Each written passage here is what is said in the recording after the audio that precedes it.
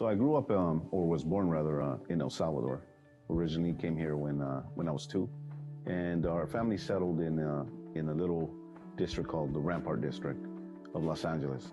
We never went to church. There was never, regular church attendance.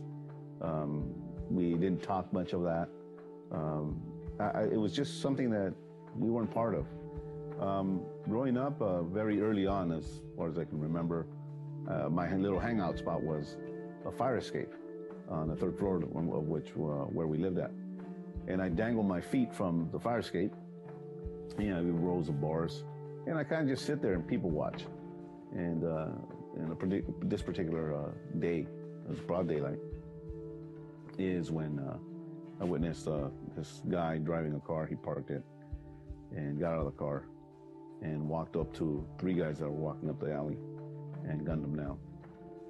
There is where, I think when you start seeing violence early on like that, it starts to affect, and it starts to create a callous for life, for caring.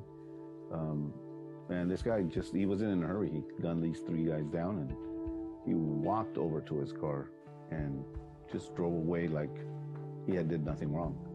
So those things, I think, kind of a switch started turning off. A sense of caring stopped for me.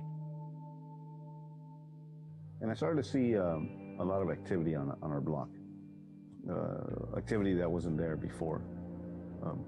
Cars coming in, and it was this particular gang that was picking up one of our friends' older brother, and then I started asking him questions on a particular day about what it was to be in a gang. What does that mean?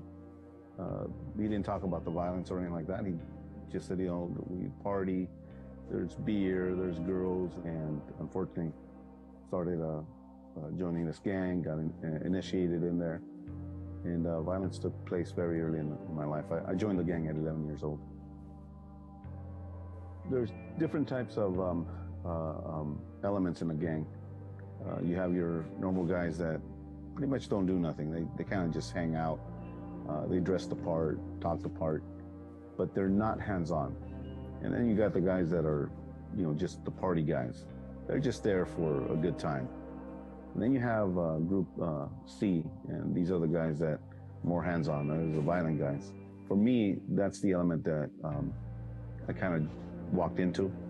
And so going after rival gang members is what I ended up doing. And unfortunately, at 16 years old, I ended up taking another rival gang member's life. This road led me to getting found guilty. By the time that I get to New Folsom State Prison, I'm already a validated gang member, a gang leader, or a shot caller is what a more suitable word. I had to be in solitary confinement immediately upon arrival to New Folsom State Prison. So it's an 8x10 cell, solitary is, and you have absolutely nothing to read. You have nothing to stimulate your mind with. You're there and left with your own thoughts. But there was a ministry that came to this prison. And this particular day or night, whatever it was, this lady, I heard her, there was a conversation outside my gate or my cell door. And this lady was asking for permission to approach the cell. But she made it a point to stop by, and she asked me, she said, is it okay if when I come over here, if I stop into your cell and just, encourage you, pray for you? Is that fine? I said, you can do that, but I'm letting you know that I don't want what you have. So for 1 year and 6 months, she went into intercessory prayer for my life. By this time, I had been in solitary confinement for 3 years already. I sat across a chaplain there, and he gave me a Bible, and it was a Gideon Bible. I remember he gave me the Bible, and he must have pulled strings or talked to the COs or the warden, whoever he had to talk to, but I was allowed for the first time to take a Bible back to my cell. And it was there that I started to read it. And it wasn't until I got into the book of Acts that I started to see certain individuals in there that they were normal people, normal men that God was using. And that got my attention. And it was through a Gideon Bible that I fell in love with the scriptures. And so, you're in there 23 hours of the day. If I was awake, I was reading this Bible, and it absolutely helped me to understand what God was trying to do with my life. Today is quite different, to say the least. Coming out after I made parole, I only knew church in a certain way inside lockup, and I didn't know what church was out here. I didn't know what to expect.